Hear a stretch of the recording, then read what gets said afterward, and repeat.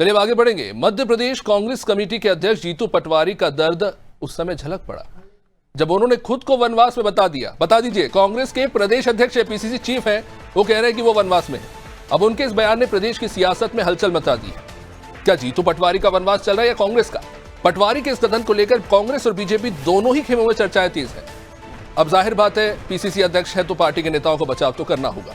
पूर्व मंत्री पीसी शर्मा ने जीतू पटवारी का बयान का समर्थन करते हुए कहा कि पटवारी का मंतव्य यह है कि वनवास में रहकर भगवान राम ने जिस तरह से रावण का वध किया था, उन्होंने कहा कि मध्य प्रदेश की परिस्थितियां भी कुछ ऐसी हो चली है जिसकी ओर वो इशारा कर रहे हैं। वही जीतू पटवारी के वनवास वाले बयान पर बीजेपी को मौका मिल गया। रामेश्वर शर्मा ने इस पर जबरदस्त चुटकी ली।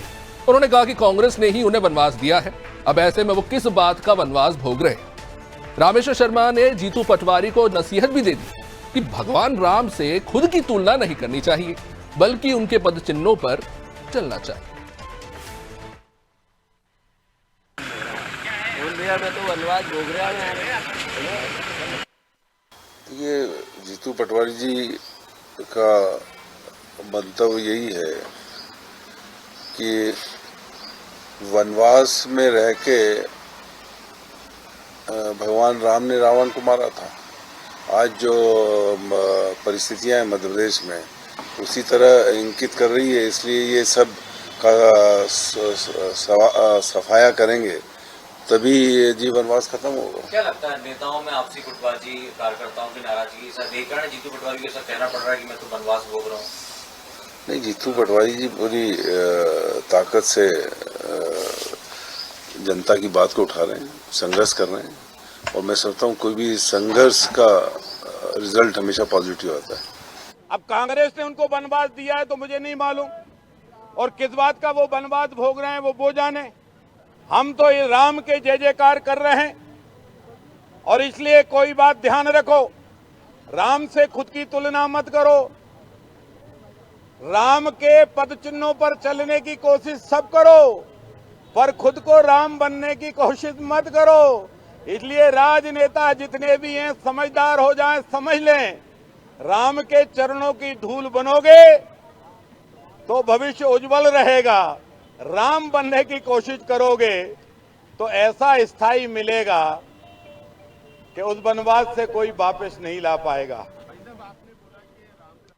तो चलिए इसी विस्तार से चर्चा के लिए हमारे साथ न्यूज रूम से ब्यूरो हेड ब्रिजेश चौकसी इस वक्त हमारे साथ जुड़ चुके हैं। ब्रिजेश जी, देखा जाए तो जीतू पटवारी जी का वनवास शायद उसी दिन से शुरू हो गया था जब वह विधानसभा चुनाव तो हारे ही, साथ ही अपने वार्ड से भी हार गए, लेकिन पार्टी ने उन्हें एक बड़ी जिम्मेदारी दी प्रदेश अध्यक्ष के तौर पर, पीसीसी चीफ के तौर पर। तो ऐसे में जीतू पटवारी किस वनवास का जिक्र कर रहे हैं? वो वनवास जो उनकी पूरी पार्टी भोग रही है मध्य प्रदेश में इतनी कम सीटों में सिमटने के बाद, या वो वनवास जिसके ऊपर इशारा किया जा रहा है कि अपनी पार्टी के शीर्ष नेताओं के बीच में जो संघर्ष चल रहा है उसमें फंसे हुए हैं? और मुस्कुराकर रामेश्वर शर्मा जी जिस तरह से उन्होंने एक नई ही राह पकड़ ली कि वो राम से अपनी तुलना कर रहे हैं, तो क्या जीतू पटवारी अपनी तुलना राम से कर रहे हैं या अपने उनके वनवास के संघर्ष की तुलना अपने संघर्ष से कर रहे हैं? क्या कहेंगे इस पर आप? देखिए, अभिषेक, राजनीति में बयान के और शब्दों के मायने होते हैं। अब जीतू पटवारी ने कहा है कि मैं खुद वनवास काट रहा हूं, तो वो क्या कहना चाहते हैं? वो ये कहना चाहते हैं कि मैं अभी वनवास काट रहा हूं, संघर्ष करूंगा, संगठन खड़ा करूंगा और इसके बाद सत्ता में लौटूंगा। क्या उनका मतलब ये था?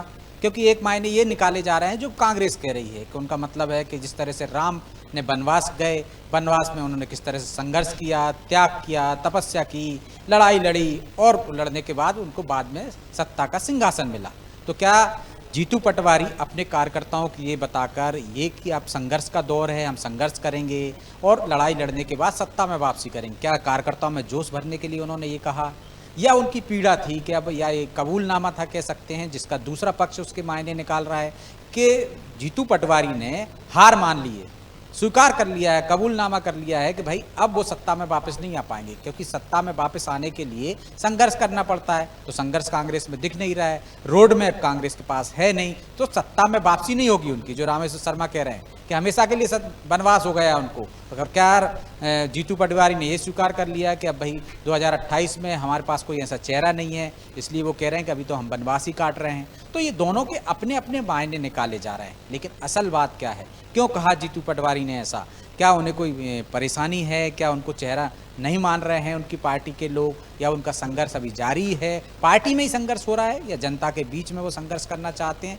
अब इसका आगे पता चलेगा जब यदि वो संघर्ष करते दिखेंगे, कार्यकर्ताओं में जोश भरते दिखेंगे और कार्यकर्ताओं को लड़ाई के लिए, लड़ने के लिए, सत्ता में वापसी के लिए कुछ करते दिखेंगे, तो ऐसा लगेगा कि हाँ, उनका ये कहना था कि हम राम जिस तरह से वनवास में गए थे, वनवास हुआ था, बाद में उन्होंने सत्ता में वापसी की थी, तो हम भी संघर्ष कर रहे हैं और एक दिन सत्ता में वापसी करेंगे। लेकिन इन बयानों के, इन शब्दों के अर्थ अलग अलग निकाले जाते हैं। अब आप पब्लिक में क्या इस बयानों का मतलब निकाला जाएगा?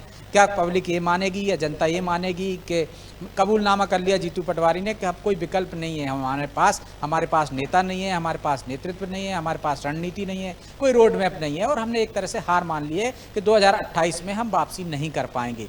जनता के मन में क्या है, क्या वो ये जानती है? वो तो उससे पता चलेगा जब आप संघर्ष करते दिखोगे। या बीजेपी जो बताना चाह रही है, दूसरी तरफ जो कटाक्ष कर रहे हैं रामेश्वर शर्मा कि आप राम बनने की कोशिश मत करिए, तो मुझे नहीं लगता कि कोई राम बनने की कोशिश करता, लेकिन प्रतीकों का, उपमाओं का हमेशा इस्तेमाल किया जाता रहा है। चाहे वनवास काटने की बात हो, चाहे मर्यादा की बात हो, जो प्रतीक हैं, उपमाएं हैं, जिनकी राजनेता समय समय पर देते रहे। लेकिन सवाल ये है कि अब राम ही क्यों याद आए, वनवासी क्यों याद आए कांग्रेस को? क्योंकि 70 साल से तो राम और वनवास याद नहीं आ रहे थे। तो कब, क्या वो बीजेपी की पिच पर काम करने लगी, बीजेपी की पिच पर खेलने लगी है? अब उसे भी उन उपमाओं और उन शब्दों का इस्तेमाल करना पड़ रहा है, उन प्रतीकों का इस्तेमाल करना पड़ रहा है जो बीजेपी लगातार करती आई है। ये सबसे बड़ी बात है। क्या ये दर्द है या संघर्ष की एक तरह से चेतावनी, इस चुनौती?